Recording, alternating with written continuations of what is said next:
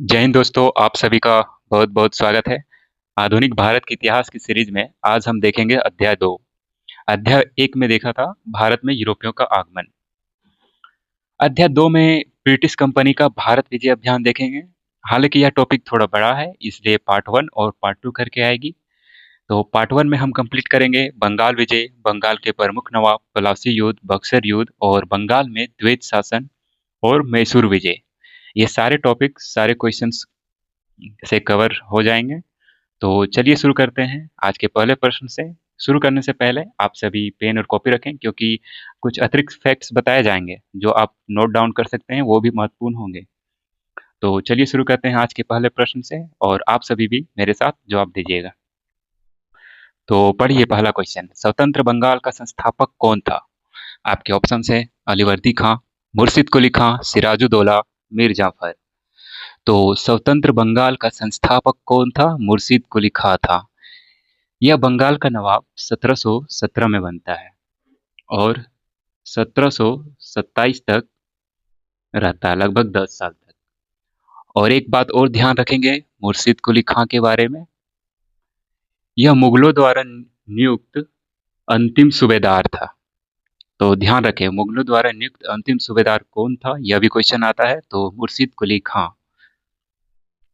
चलिए देखते हैं नेक्स्ट प्रश्न। नेक्स्ट आपको बताना है 1440 ईस्वी में गिरिया का युद्ध किसके मध्य में हुआ था? तो बहुत सारे ऐसे क्वेश्चंस हैं जो क्वेश्चन में ही कुछ प्रश्न छिपे हुए हैं। जैसे कि गिरिया का युद्ध कब हुआ था? 1740 ईस्वी में। डेट याद रखेंगे। अब क्वेश्चन में पूछा गया है किसके मध्य में हुआ था। आपके ऑप्शंस हैं सिराजुद्दौला और मीर जाफर, सरफराज खान और अलीवर्दी खां, अलीवर्दी खां और मीर कासिम, सुजाउद्दीन खां और सरफराज खां। तो जो गिरिया का युद्ध हुआ था 1740 में, वो सरफराज खान और अलीवर्दी खां के बीच होता है। इस युद्ध में सरफराज खान को पराजित हासिल होता है और अलीवर्दी खान नेक्स्ट नवाब बनता है 1740 ईस्वी में। और ये अलीवर्दी खां ही नहीं, अंग्रेजों की तुलना मधुमक्खियों से की थी। यह भी बात आप ध्यान में रखेंगे। तो चलिए नेक्स्ट प्रश्न की ओर। नेक्स्ट आपको बताना है बेदरा की लड़ाई किसके समय में हुई थी? यूरोपियों के आगमन में हमने देखा था बेदरा की लड़ाई के बारे में। तो सबसे पहले आप जानिए कि बेदरा की लड़ाई हुई कब थी। तो यह हुई थी 1759 को। किसके किसके बीच में हुई थी? अंग्रेज और डच के बीच में हुई थी। इसमें डचों को पराजय हासिल हुआ और अंग्रेज अपनी प्रभुत्व यहीं से संस्थापित करते हैं। तो क्वेश्चन में पूछा गया है कि बेदरा की लड़ाई किसके समय में हुई थी। आपके ऑप्शंस हैं मीर कासिम, सिराजुद्दौला, मीर जाफर, अलीवर्दीन खां। तो जो बेदरा की लड़ाई हुई थी वो मीर जाफर के समय में हुआ था। तो सारे फैक्ट्स आप याद रखेंगे, कब हुई थी, किसके बीच में हुई थी और किसके समय में हुई थी। एक क्वेश्चन से आपके बहुत सारे क्वेश्चंस क्लियर हो रहे हैं, इसलिए यह सीरीज बहुत ही महत्वपूर्ण है। बहुत बारीकी से क्वेश्चंस बनाए गए हैं। चलिए नेक्स्ट प्रश्न। नेक्स्ट आपको बताना है बंगाल का अंतिम नवाब कौन था। आपके ऑप्शंस हैं मीर कासिम, मीर जाफर, सिराजुद्दौला, मुबारक उद्दौला। तो जो बंगाल का अंतिम नवाब था वो मुबारक उद्दौला था। तो ये बंगाल का नवाब कब बनता है? 1770 में। और कब तक रहता है? 1775 तक, यानी कि 5 सालों तक। नेक्स्ट। नेक्स्ट आपको बताना है बंगाल में अंग्रेजों की आरंभिक गतिविधियों से क्वेश्चन है। तो बंगाल में अंग्रेजों की आरंभिक गतिविधियों के संबंध में कौन सा कथन असत्य है? ध्यान रहे, असत्य क्वेश्चन पूछा जा रहा है। आपके ऑप्शंस हैं बंगाल के हुगली में अंग्रेजों की प्रथम वाणिज्यिक कोठी 1655 में स्थापित हुई थी। Option B, East India Company ने शाह सूजा से अनुमति प्राप्त कर हुगली में कारखाना स्थापित किया। ऑप्शन सी, बंगाल से सोरा, रेशम, चीन जैसी वस्तुओं का व्यापार किया जाता था। ऑप्शन डी, बंगाल के सूबेदार मीर जुमला 1658 में कंपनी के व्यापार को प्रतिबंधित कर दिया था।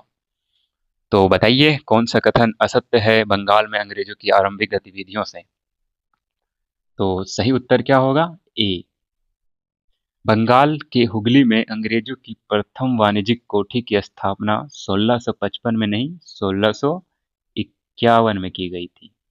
बाकी सारे फैक्ट्स भी याद रखेंगे आप। बंगाल के हुगली में अंग्रेजों की प्रथम वाणिज्यिक फैक्ट्री स्थापित हुई थी। कहाँ पे? हुगली में। कब? 1651 में। और ईस्ट इंडिया कंपनी ने शाह शुजा से अनुमति प्राप्त कर हुगली में कारखाना स्थापित किया और बंगाल से सोरा, रेशम जैसी चीनी वस्तुओं का व्यापार किया जाता था। और साथ ही बंगाल के सूबेदार मीर जुमला 1658 में कंपनी के व्यापार को प्रतिबंधित कर दिया गया था। नेक्स्ट नेक्स्ट अब प्लासी युद्ध देखते हैं। तो प्लासी के युद्ध के संबंध में कौन सा कथन सत्य है? आपको प्लासी के युद्ध के संबंध में सत्य कथन बताना है। प्लासी का युद्ध 1764 में हुआ था। प्लासी का युद्ध सिराजुद्दौला की ओर से मीर जाफर ने अंग्रेजों के विरुद्ध सक्रिय युद्ध किया था। प्लासी के युद्ध के बाद मीर जाफर को बंगाल का नवाब बनाया गया था और प्लासी के युद्ध मुगल सम्राट और ईस्ट इंडिया कंपनी के बीच हुआ था। तो आपको बताना है कौन सा कथन सत्य है। तो कथन सी सिर्फ सत्य है। प्लासी के युद्ध के समय बंगाल का नवाब कौन था? मीर जाफर था। Option C is right. तो जानते हैं प्लासी का युद्ध कब हुआ था। प्लासी का युद्ध 23 जून 1757 को हुई थी। और किसके बीच में हुई थी? अंग्रेज वर्सेस सिराजुद्दौला। सिराजुद्दौला की तरफ से मीर जाफर, यार लतीफ और राय दुर्लभ थे, लेकिन ये इसको धोखा देकर सिराजुद्दौला को अंग्रेजों की तरफ चला गया था। और प्लासी का युद्ध के बारे में एक और फैक्ट याद रखेंगे। जो प्लासी युद्ध हुआ था वो प्लासी कहाँ पे है? बंगाल में है। ये भागीरथी नदी के किनारे हुआ था। तो ये सारे फैक्ट्स आप याद रखेंगे। और प्लासी युद्ध के बाद मीर जाफर को बंगाल का नवाब बनाया गया था। नेक्स्ट प्रश्न देखते हैं। नेक्स्ट आपको बताना है 20 जून 1756 को काल कोठरी की घटना का प्रत्यक्षदर्शी कौन था? तो सबसे पहले आप याद रखेंगे काल कोठरी की घटना कब हुई थी। डेट याद रखेंगे। डेट भी पूछा जाता है 20 जून 1756। तो क्वेश्चन में पूछा जा रहा है कि इसका प्रत्यक्षदर्शी कौन था। तो सबसे पहले जानते हैं कि काल कोठरी की घटना थी क्या।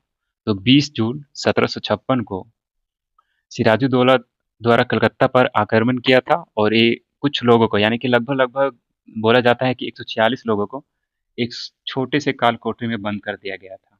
कितने? 146 लोगों को। और इसमें से मात्र 23 लोग ही जीवित बचे थे। इसी को काल कोठरी की घटना कहते हैं। इसी में एक अंग्रेज अधिकारी था, हॉलवेज। यह बच गया था और इसी ने इस घटना को प्रत्यक्षदर्शी माना जाता है। तो ऑप्शन बी इज राइट। कलकोटरी की घटना कब हुई थी? याद रखेंगे 20 जून 1756। प्रत्यक्षदर्शी कौन था? हॉलवेल। नेक्स्ट नेक्स्ट अब देखेंगे मीर कासिम के संबंध में। मीर कासिम के संबंध में कौन सा कथन असत्य है? तो आपको मीर कासिम के संबंध में असत्य कथन बताना है। मीर कासिम ने अपनी राजधानी मुर्शिदाबाद से हटाकर मुंगेर में स्थापित की। ऑप्शन बी, मीर कासिम ने बिहार के उप सूबेदार राम नारायण को, जो क्लाइव के संरक्षण में था, कंपनी को सौंपने को कहा। ऑप्शन सी, 1763 में भारतीय व्यापारियों के हितों को देखते हुए नवाब ने आंतरिक व्यापार को कर मुक्त कर दिया। मीर कासिम 1770 में बंगाल का नवाब बना। तो असत्य क्वेश्चन कौन सा है? डी। मीर कासिम 1770 नहीं बल्कि 1760 में बंगाल का नवाब बना। बाकी फैक्ट्स भी आप याद रखेंगे। मीर कासिम ने अपनी राजधानी मुर्शिदाबाद से मुंगेर स्थापित किया था। डायरेक्ट क्वेश्चंस पूछे जा सकते हैं। मीर कासिम ने बिहार के उप सूबेदार राम नारायण को, जो क्लाइव के संरक्षण में था, उसे कंपनी को सौंपने को भी कहा था। और 1763 में भारतीय व्यापारियों के हितों को देखते हुए नवाब ने आंतरिक व्यापार को कर मुक्त कर दिया था। और यह नवाब कब बना था? 1760 में। 1760 से 63 तक रहा था। तो सारे फैक्ट्स आप याद रखेंगे। नेक्स्ट आपको बताना है भारतवर्ष में ब्रिटिश साम्राज्य का संस्थापक किसे माना जाता है। तो ब्रिटिश साम्राज्य का संस्थापक किसे माना जाता है? आपके ऑप्शंस हैं Lord Cornwallis, Robert Clive, Warren Hasting या वेलेस्ली। तो भारतवर्ष में ब्रिटिश साम्राज्य का संस्थापक लॉर्ड क्लाइव को माना जाता है। नेक्स्ट नेक्स्ट आपको बताना है कौन सा युद्ध भारत में अंग्रेजों की प्रभुत्व की स्थापना के लिए सबसे अधिक निर्णायक माना जाता है। तो कौन सा युद्ध था जो अंग्रेजों के प्रभुत्व की स्थापना के लिए सबसे अधिक निर्णायक माना जाता है? आपके ऑप्शंस हैं पलासी, बक्सर, पानीपत का तीसरा युद्ध या वांडीवास का युद्ध। तो बक्सर युद्ध को अधिक निर्णायक माना जाता है क्योंकि बक्सर युद्ध सैनिक के बल पर जीता गया युद्ध था। वहीं पलासी युद्ध षड्यंत्र के बल पर जीता गया युद्ध था। इसीलिए बक्सर युद्ध को अंग्रेजों की प्रभुत्व की स्थापना का निर्णायक युद्ध माना जाता है। नेक्स्ट हम देखेंगे बक्सर युद्ध से क्वेश्चन, तो वहाँ एक्सप्लेन करेंगे सारी डिटेल्स। नेक्स्ट क्वेश्चन वही है, बक्सर के युद्ध के संबंध में आपको असत्य कथन बताना है। तो बक्सर के युद्ध के संबंध में असत्य कथन कौन सा है? बक्सर का युद्ध 22 अक्टूबर 1764 को हुआ था। ऑप्शन बी, इस युद्ध में एक तरफ मीर कासिम, अवध के नवाब सुजाउद्दौला और मुगल सम्राट शाह आलम थे और दूसरी तरफ हेक्टर मुनरो जो कि अंग्रेजी सेना थी। और बक्सर के युद्ध समय बंगाल का गवर्नर वेंसिटाट था। बक्सर के युद्ध के समय दिल्ली का शासक शाह आलम प्रथम था। तो बताइए असत्य कथन कौन सा है? असत्य कथन डी हो गया। बक्सर के युद्ध के समय दिल्ली का शासक शाह आलम प्रथम नहीं बल्कि शाह आलम टू था। बाकी कथन जानते हैं। बक्सर के युद्ध के समय में युद्ध कब हुआ था? 22 अक्टूबर 1764 को, याद रखेंगे। और इस युद्ध में मीर कासिम, अवध का नवाब सुजाउद्दौला और मुगल सम्राट शाह आलम था। और वहीं अंग्रेजी सेना का जो नेतृत्व कर रहा था वो हेक्टर मुनरो कर रहा था। यहाँ से भी डायरेक्ट क्वेश्चन पूछा जाता है, बक्सर के युद्ध में अंग्रेजी सेना का नेतृत्व कौन कर रहा था? Hector Munro. इसलिए स्टेटमेंट वाले क्वेश्चन लाए गए क्योंकि एक क्वेश्चन से आपके 5-6 क्वेश्चन बन रहे हैं। और वहीं बक्सर के युद्ध समय बंगाल का जो गवर्नर था वो कौन था? वेंसिटाट था। और वहीं अगर दिल्ली का शासक पूछे तो शाह आलम टू। तो चलिए नेक्स्ट प्रश्न की ओर। अब आते हैं इलाहाबाद की संधि। बक्सर के युद्ध के बाद 3 इलाहाबाद की संधियां हुई थी। वही तीनों इलाहाबाद की संधियां जानेंगे क्वेश्चन के माध्यम से। तो प्रथम इलाहाबाद की संधि के संबंध में कौन सा कथन असत्य है? तो आइए बात करते हैं प्रथम इलाहाबाद की संधि के संबंध में कौन सा कथन असत्य है। आपके ऑप्शंस हैं, यह संधि 12 अगस्त 1765 को मुगल सम्राट शाह आलम द्वितीय और रॉबर्ट क्लाइव के बीच हुई थी। इस संधि के तहत अवध को नवाब से कड़ा और इलाहाबाद लेकर मुगल सम्राट को दे दिया गया। अंग्रेजों ने मुगल सम्राट को 26 लाख रुपए वार्षिक पेंशन देने का वचन दिया था। इस संधि द्वारा मुगल सम्राट ने बंगाल, बिहार और उड़ीसा की दीवानी का अधिकार ईस्ट इंडिया कंपनी को दे दिया था। तो आपको बताना है कौन सा कथन असत्य है। इसमें एक और ही ऑप्शन जोड़ लें। हालांकि इसमें सभी कथन सत्य हैं, एक ऑप्शन इसमें छूट गया है। तो हम लोग फैक्ट्स जानते हैं क्या है। तो बात करते हैं इलाहाबाद की प्रथम संधि के संबंध में। कब हुआ था? 12 अगस्त 1765 को। इसके बीच में हुआ था? मुगल सम्राट शाह आलम द्वितीय था और अंग्रेज में कौन था? रॉबर्ट क्लाइव के बीच हुआ था। तो इस संधि के तहत हुआ क्या था? अवध के नवाब से कड़ा और इलाहाबाद का क्षेत्र था वो मुगल सम्राट को दे दिया था और अंग्रेजों ने मुगल सम्राट को 26 लाख रुपए वार्षिक पेंशन देने का वचन दिया था। वहीं इस संधि के द्वारा मुगल सम्राट ने कहाँ कहाँ? बंगाल, बिहार और उड़ीसा की दीवानी ईस्ट ईस्ट इंडिया कंपनी को दे दिया था। तो ये दीवानी अधिकार क्या होता है? राजस्व या लगान वसूली को ही दीवानी अधिकार बोला जाता है। अब देखेंगे इलाहाबाद की द्वितीय संधि से क्वेश्चंस।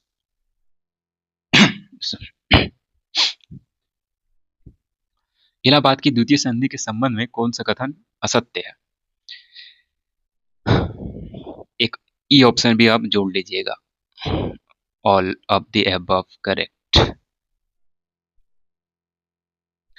यह संधि 16 अगस्त 1765 को हुआ था और कौन? नवाब सुजाउद्दौला और अंग्रेजों के बीच हुई थी।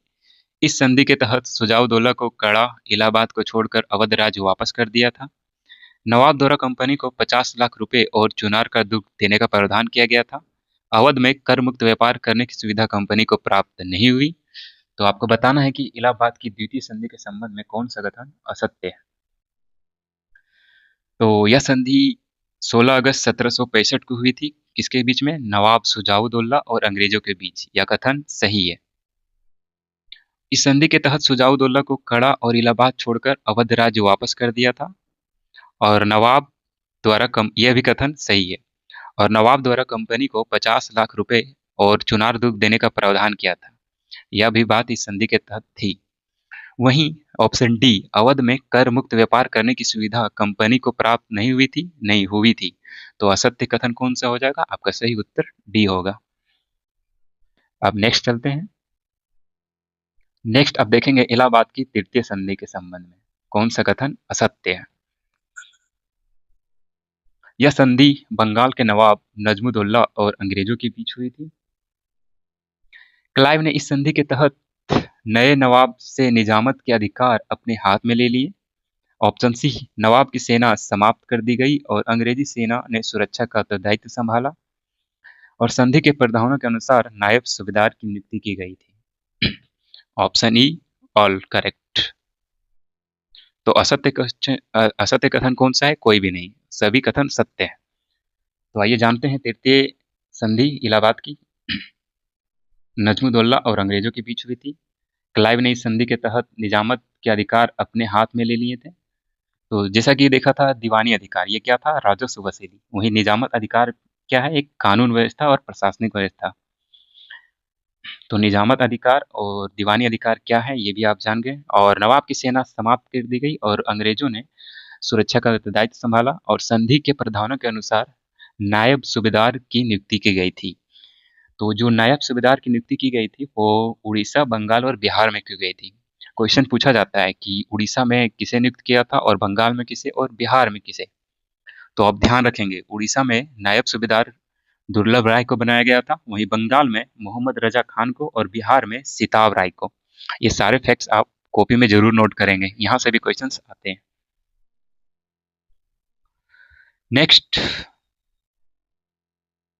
नेक्स्ट आपको बताना है वर्ष 1765 में दीवानी प्रदान किए जाने के बाद ब्रिटिश सबसे पहले निम्नलिखित में से किस पर्वतीय जनजाति के संपर्क में आए थे। आपके ऑप्शंस हैं संथाल, भील, खासी और गोंड। तो सही उत्तर क्या होगा? खासी जनजाति। 1765 में दीवानी प्रदान किए जाने के बाद जो ब्रिटिश थे सबसे पहले खासी जनजाति के संपर्क में आए थे। तो आप सभी कमेंट में बताएंगे कि खासी जनजाति, गोंड जनजाति और भील जनजाति और संथाल जनजाति किस राज्य से संबंधित है।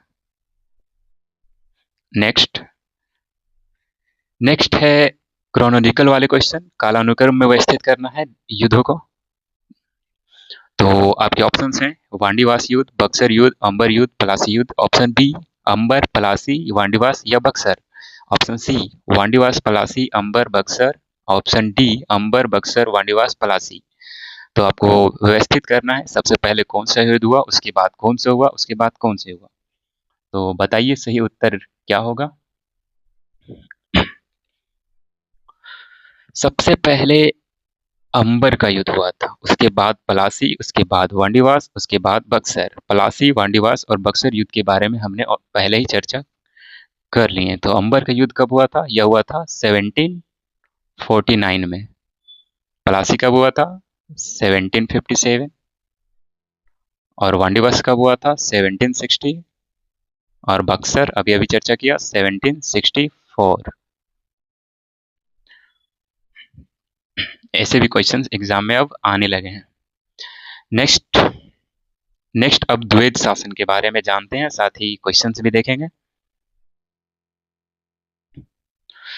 तो बंगाल में द्वैध शासन के संबंध में कौन सा कथन गलत है? द्वैध शासन यानी कि बंगाल में दोहरा शासन। तो पहले क्वेश्चंस देखते हैं। बंगाल में द्वैध शासन की शुरुआत 1765 में रॉबर्ट क्लाइव ने की थी। इस व्यवस्था में कंपनी को दीवानी और नवाब को निजामत संबंधी अधिकार प्राप्त थे। 1765 में इलाहाबाद की संधि के बाद कंपनी को बिहार, बंगाल और उड़ीसा की दीवानी प्राप्त हुई थी। बंगाल में द्वैध शासन को 1772 में रॉबर्ट क्लाइव ने समाप्त किया था। तो बंगाल में द्वैध शासन के संबंध में कौन सा कथन गलत है? ऑप्शन डी, बंगाल में द्वैध शासन 1765 में रॉबर्ट क्लाइव ने शुरू किया था। यह कथन सही है। और इस व्यवस्था में क्या हुआ था, कंपनी को दीवानी अधिकार, वहीं नवाब को निजामत अधिकार दिए गए थे। यही था दोहरा शासन। और 1765 में इलाहाबाद की संधि के बाद कंपनी को बंगाल और बिहार और उड़ीसा की दीवानी दी गई थी। वहीं 1772 में द्वैत शासन समाप्त होता है और समाप्त रॉबर्ट क्लाइव नहीं बल्कि वारेन हेस्टिंग करता है। तो ये सारे फैक्ट्स आप याद रखेंगे। कंपनी के पास दीवानी अधिकार होता है और नवाब के पास निजामत अधिकार। यही बंगाल में द्वैत शासन था। हालांकि जो वास्तविक शक्ति था वो अंग्रेजों के पास ही थी। तो बंगाल में द्वैत शासन के संबंध में सारे कथन देख लिए और द्वैत शासन क्या है यह भी समझ लिए। तो नेक्स्ट क्वेश्चन चलते हैं 18वां नंबर। अब रॉबर्ट क्लाइव के बारे में जानते हैं। तो रॉबर्ट क्लाइव के संबंध में आपको असत्य कथन बताना है। रॉबर्ट क्लाइव के संबंध में कौन सा कथन असत्य है? क्लाइव ने उपहार लेने पर रोक लगाई और निजी व्यापार बंद करवाया, जिससे मुंगेर और इलाहाबाद में श्वेत विद्रोह हुआ। क्लाइव ने कंपनी के कर्मचारियों के हित के लिए सोसाइटी ऑफ ट्रेड नामक संस्था की स्थापना की।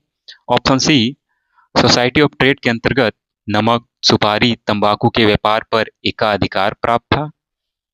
ऑप्शन डी, क्लाइव ने 1767 में इंग्लैंड वापस जाने पर वहां की सरकार ने उसे सम्राट की उपाधि दी थी। तो असत्य कथन क्या है? यही, क्लाइव को वापस जाने पर वहां सम्राट की उपाधि नहीं बल्कि लॉर्ड की उपाधि दी गई थी। तो जानिए रॉबर्ट क्लाइव के संबंध में कौन कौन से कथन सत्य हैं।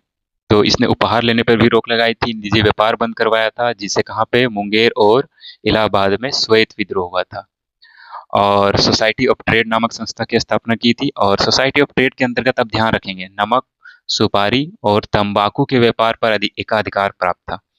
डायरेक्ट क्वेश्चन भी पूछा जा सकता है कि क्लाइव द्वारा स्थापित सोसाइटी ऑफ ट्रेड के अंतर्गत किस में व्यापार का एकाधिकार प्राप्त था? तो नमक, सुपारी और तंबाकू। सारे फैक्ट्स बहुत ही महत्वपूर्ण है। सिंगल क्वेश्चन भी पूछा जा सकता है और स्टेटमेंट वाले भी, डिपेंड करता है आप एग्जाम कौन सा दे रहे हैं। नेक्स्ट आप देखेंगे हैदर अली के संबंध में। तो हैदर अली के संबंध में कौन सा कथन असत्य है? तो आपको हैदर अली के संबंध में असत्य कथन बताना है। हैदर अली धार्मिक दृष्टि से उदार था। हैदर अली ने मैसूर की चामुंडेश्वरी देवी मंदिर को दान में दिया था, और उसके जो तांबे और सोने के सिक्के थे उस पे शिव, पार्वती और विष्णु की आकृतियां मिलती थी। उपरोक्त में से सभी कथन सत्य हैं। तो जो हैदर अली के संबंध में कौन सा कथन असत्य है? कोई भी नहीं। उपरोक्त कथन सत्य है। यानी कि जो हैदर अली था वह धार्मिक दृष्टि से बहुत ही उदार था, तभी तो मैसूर की चामुंडेश्वरी देवी मंदिर को दान में दिया था, और उसके जो सिक्के होते थे उस पे शिव, पार्वती और विष्णु आदि देवताओं की चित्र अंकित मिलते थे। नेक्स्ट आपको आंग्ल मैसूर युद्धों और उनके समापन की संधियों से सही मिलान करना है। तो अंग्रेजी नियंत्रण को लेकर 4 आंग्ल मैसूर युद्ध हुए थे, उसी के संबंध में क्वेश्चन है कि युद्ध और उस युद्ध की समाप्ति किस संधि के तहत हुई थी। तो चलिए देखते हैं। पहला संधि, प्रथम आंग्ल मैसूर युद्ध। तो इस जो प्रथम आंग्ल मैसूर युद्ध था उसकी समाप्ति जो हुई थी वो मद्रास की संधि के तहत हुई थी। वहीं द्वितीय आंग्ल मैसूर की जो समाप्ति हुई थी वो मंगलोर की संधि की तहत हुई थी, और जो तीसरा आंग्ल मैसूर हुआ था वो श्रीरंगपट्टनम की संधि की हुई थी, और चौथा जो हुआ था वो सहायक संधि के तहत हुई थी। तो पहला का क्या है? बी। दूसरा का क्या होगा? मंगलोर का संधि, सी। वहीं तीसरा का क्या होगा? ए। और चौथा का क्या होगा? डी। तो बी, सी, ए, डी किस ऑप्शन में है? ए ऑप्शन में दिख रहा है। Option A is right. तो जान लेते हैं कि प्रथम जो आंग्ल मैसूर युद्ध हुआ था वो कब हुआ था? 1766 से 1769 तक, यानी कि 3 सालों तक चला था। वहीं द्वितीय जो चला था वो 4 सालों तक चला था, 80 से 84। वहीं तीसरा जो चला था वो 90 से 92 चला था, और जो चतुर्थ हुआ था वो 1799 में हुआ था। 1799। नेक्स्ट नेक्स्ट अब बात करेंगे श्रीरंगपट्टनम की संधि के बारे में। तो मार्च 1792 में अंग्रेज और टीपू सुल्तान के बीच श्रीरंगपट्टनम की संधि के संबंध में कौन सा कथन असत्य है? तो आपको असत्य कथन बताना है। तो सबसे पहले आप ध्यान रखेंगे कि जो श्रीरंगपट्टनम की संधि हुई थी वो किसके किसके बीच में हुई थी? तो टीपू सुल्तान और अंग्रेजों के बीच हुई थी। टीपू कौन था? हैदर का ही बेटा था। कब हुआ था यह संधि? मार्च 1792 में। तो इसी के संबंध में आपको बताना है कि क्या असत्य है। आपके ऑप्शंस हैं, टीपू सुल्तान को अपने राज्य का आधा हिस्सा अंग्रेजों और उनके सहयोगों को देना पड़ा था। ऑप्शन बी, युद्ध के हार जाने के रूप में टीपू सुल्तान को 3 करोड़ रुपए अंग्रेजों को देने थे। और ऑप्शन सी, संधि के तहत वारामहल, डिंडोगुल, मालाबार अंग्रेजों को मिले, वहीं तुंगभद्रा नदी का जो उत्तर का भाग था वो मराठों को, और कृष्णा और पेन्नार नदियों के बीच का भाग निजामत को। ऑप्शन डी, उपरोक्त में से सभी कथन सही है। तो श्रीरंगपट्टनम की संधि के संबंध में उपरोक्त में से सभी कथन सही है। तो सारे फैक्ट्स आप याद रखेंगे। श्रीरंगपट्टनम की संधि किनके बीच में हुई थी? टीपू और अंग्रेज के बीच में। कब हुई थी? मार्च 1792 में। इसमें क्या प्रावधान था? तो जो टीपू था उसका लगभग आधा हिस्सा राज्य अंग्रेजों और उनके सहयोगियों को देना पड़ा था। साथ में 3 करोड़ रुपए अंग्रेजों को देने थे, और इस संधि के तहत वारामहल, डिंडोगुल और मालाबार का क्षेत्र अंग्रेजों को मिला, और वहीं जो तुंगभद्रा नदी का क्षेत्र का उत्तर का भाग था वो मराठों को, और कृष्णा और पेन्नार नदियों के बीच के भाग निजाम को मिला था। बहुत ही महत्वपूर्ण प्रश्न। अब बात करेंगे पोर्टोनोवा युद्ध के बारे में। तो पोर्टोनोवा युद्ध में हैदर अली को हराने वाला ब्रिटिश जनरल कौन था? तो पोर्टोनोवा के युद्ध में ब्रिटिश जनरल को हराने वाला ब्रिटिश अधिकारी कौन था? आपके ऑप्शन हैं, sir Eyre Coote, Hector Munro, Lord Cornwallis, sir John Shore. तो सही उत्तर क्या होगा? Sir Eyre Coote. यानी कि जो पोर्टोनोवा का युद्ध हुआ था वो हैदर अली और सर आयरकुट के बीच में हुआ था। तो अब बात है कि यह युद्ध हुआ कब था? कब हुआ था? 1781 ईस्वी में, और इस युद्ध में हैदर की हार होती है। नेक्स्ट नेक्स्ट आपको बताना है, टीपू सुल्तान ने अपनी राजधानी कहाँ बनाई थी? Very simple question. Tipu Sultan ने अपनी राजधानी कहाँ बनाई थी? आपके ऑप्शंस हैं, श्रीरंगपट्टनम, मैसूर, बंगलुरु, कोयम्बटूर। तो टीपू सुल्तान ने अपनी राजधानी श्रीरंगपट्टनम में बनाई थी। Option A is right. अब सेकेंड लास्ट प्रश्न देखते हैं। निम्नलिखित भारतीय शासकों में कौन था जिसने विदेशों में आधुनिक पद्धति से दूतावास स्थापित किए थे? आपके ऑप्शंस हैं, हैदर अली, मीर कासिम, शहादत खां, टीपू सुल्तान। तो विदेशों में आधुनिक पद्धति से दूतावास स्थापित कौन किया था? टीपू सुल्तान ने किया था। Option D is right. आज का अंतिम प्रश्न, टीपू सुल्तान अंग्रेजों के साथ युद्ध में कब मारे गए थे? तो जो टीपू सुल्तान था वो अंग्रेजों के युद्ध में कब मारे गए थे? तो फोर्थ आंग्ल मैसूर युद्ध में मारा गया था। तो फोर्थ आंग्ल मैसूर युद्ध कब हुआ था? ये आपको पिछला क्वेश्चन में एक्सप्लेन किया जा चुका है। तो आप इस प्रश्न का उत्तर कमेंट में देंगे कि टीपू सुल्तान अंग्रेजों के साथ युद्ध में कब मारा गया था। हमने बताया कि फोर्थ आंग्लो मैसूर युद्ध के दौरान मारा गया था। आपको हिंट मिल चुका है। साथ में टीपू का एक प्रसिद्ध कथन था, क्या पता है? शेर की तरह एक दिन जीना भेड़ की तरह लंबी जिंदगी जीने से बेहतर है। कितना मस्त बात बोला था। तो आज लगभग लगभग टॉपिक क्लियर हो गया है। बंगाल विजय से, प्रमुख नवाब से, पलासी, बक्सर, बंगाल में द्वैत शासन और मैसूर विजय। वहीं पार्ट 2 में हम देखेंगे मराठा विजय बचा हुआ है, सिंध विजय और पंजाब विजय। ये तीनों टॉपिक से अगले सेशन में 25 क्वेश्चंस रहेंगे, और ये सीरीज जो है आपका अल्टरनेट चलेगी। तो चलिए मिलते हैं अगले सेशन में। आप सभी का बहुत बहुत धन्यवाद। ऐसे ही मेरे साथ सीरीज में बने रहें।